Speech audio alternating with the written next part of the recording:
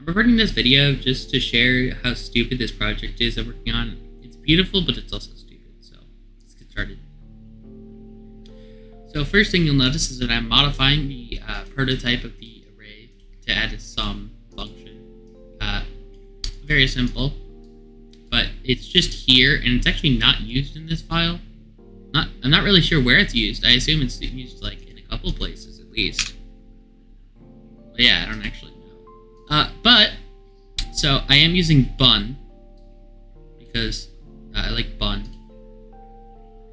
And so I have this, basically, first thing I do is I like having nice parsing of all my options and things so it all looks nice and beautiful.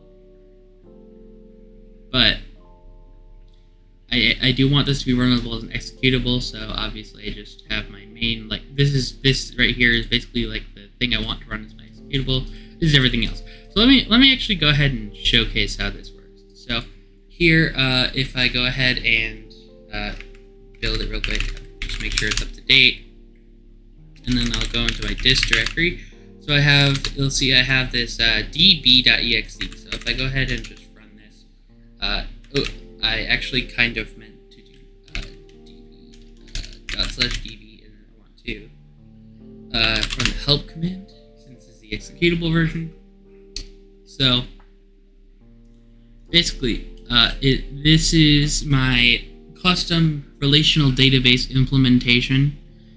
It has a couple things. It has a custom dashboard, an interactive mode, obviously, and it uses a TCP client. I haven't actually built out most of those features. I do have, obviously, databases. Like, if I go here and I go into the interactive mode, and then I can load into the database right here, test/test.db, and you can actually, if here, it does load me directly into this, but there is a load function, which is to load a database. So obviously I'm in this, so that's why I have the // But anyway, as you can see, I have I could like print out my list of tables, and I am still working on the syntax, but this does work. The formatting isn't perfect, but it does actually work. That's the only command actually is select. I still have to implement all the others, but you know, you do what you can. And then the main fun feature is probably the if you go ahead and start it here. So first off, we don't have I use my custom logging library. Let's see if I can find the source here in the node modules. Should be there it is. So I have my log4.js that I made a while ago. Pretty old code. I mean, it uses Python to actually do the git, but you know, it's just basically colors and crap and fancy stuff. But you'll notice I don't actually, well, you probably won't notice because you don't know what it is, but I don't actually directly use any of that because I thought, yes, let me just make this beautifully awful utilities file, and this is where all of it happens. I have a default logger, and I just like have a bunch of functions because I also log to a file, as you can see here. Here, I log to the file just because we'll get to what all this is in just a second. But I log to files because that's a good practice. So I guess we'll start off with this. Continue with the demonstration. So we have this running now, and you can see here it says we're listening on this TCP localhost on port 4242, and that's just the port I've chosen. But obviously you can't follow this link because I mean TCP. That's just to tell you we're running on TCP.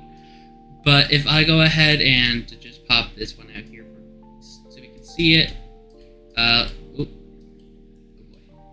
Okay, let's see. I have a test here. If I just run run test, it'll run this client.ts, and so it basically just connects sends some data, and then disconnects a second later.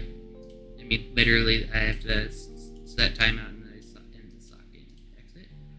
But basically, I'm using the Bond's like default socket API. It's very nice, actually.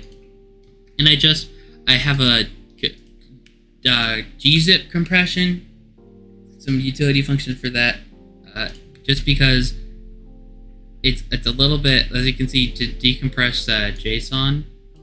It gets a little repetitive. It's a little long to have it just here. And I'm using it twice, so I figured might as well throw it in there. And then obviously I have the compress, which is just and then so I have my response type, which I also declare here, and you can have a status, whether or not it's the very first thing. So this is stupid. I probably should find a way to not have this, but it's just basically, yeah, it's stupid. But if it's the first time, that's when we assign the session ID, and just like right back. I don't know. That's just what I did. But then, so if we go back into here, we can see this is actually the socket server that's running right here. And all we're doing is we're running on localhost on the port, blah, blah, decompressing the JSON when we receive it, logging it, with some data about whatever, generating a session ID using the remote address, and then a random string, which is just for uppercase or lowercase letters, write some data back, like, okay, here's your session ID that you're going to be using. And then obviously you have some, in case there are errors out, for when it closes. And that's, this log is what's happening over here. That's getting written. So, you can see that. And that's an example of a session ID, and this ::1 is just because localhost, obviously. So, that is kind of like overview of this part. But this is all okay. This is normal-ish. The problem, the interesting part comes here. So, in this, one of the arguments actually for this is the dev flag,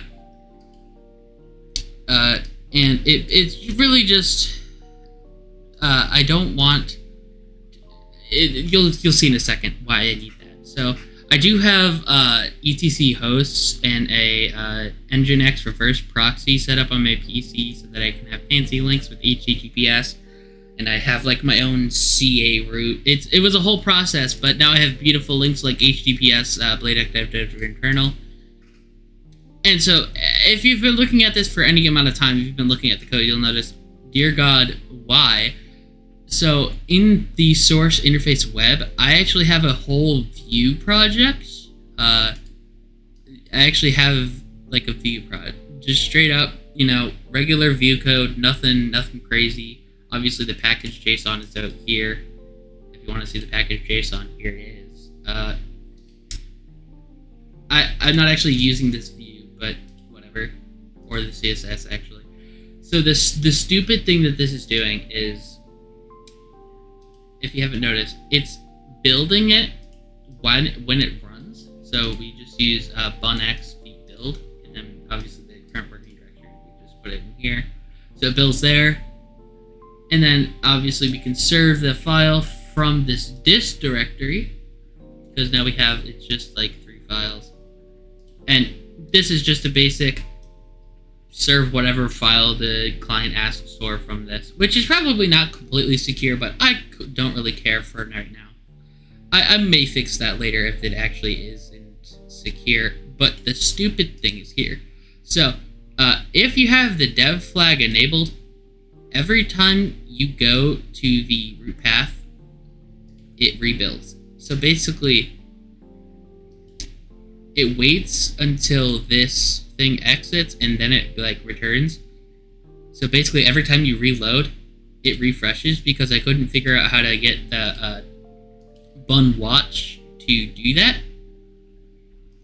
So yeah, that is one of the stupid things I've done, and it does take a while to build, even though if I pull up the website here, this is the whole website. It's just like a counter. Like, that's it. Like, I mean, that is the whole website. But, got that certificate. It's very official. I mean, look at this issuer, the Bladek Inc. CA. Like, I trust that.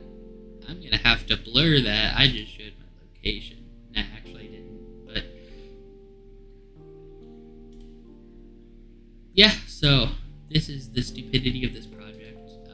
Just thought I'd share my suffering. This has been in development for, I think, 2 days now.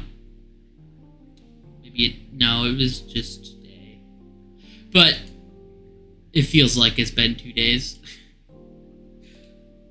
Also, don't tell anybody, but this database is literally just, I just take... Oh, another stupid thing I did.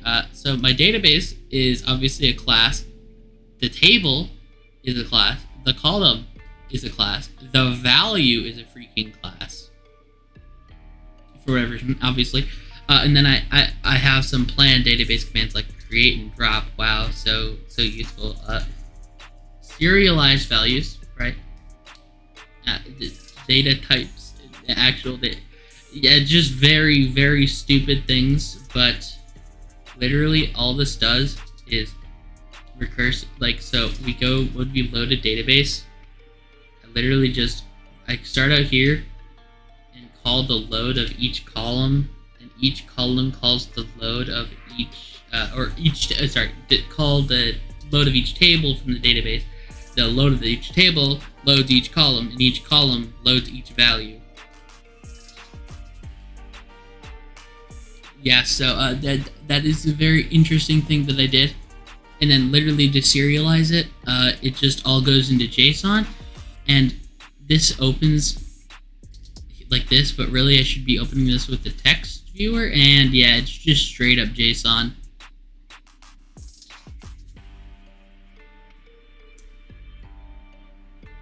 Just an array of the tables. Nothing special. But I thought, is there a funnier way to store the data? The answer is no. So do with this information what you will. I may or may not continue actually working on this program to make it less bad. But let me know what you think about it in the comments. If there's anything you would have done differently, or probably better, or if you can think of anything worse than what I've done here. Yeah, so thanks for watching me ramble for about 13 minutes. Bye.